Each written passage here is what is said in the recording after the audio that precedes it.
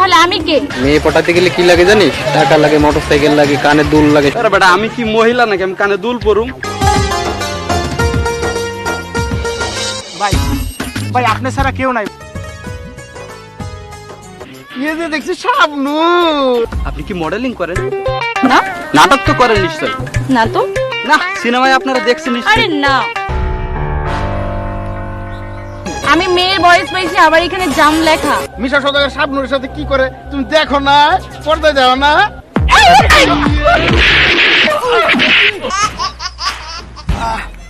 ওই প্রেমিকা তো তাই জোশ বেড়ে গেছিল।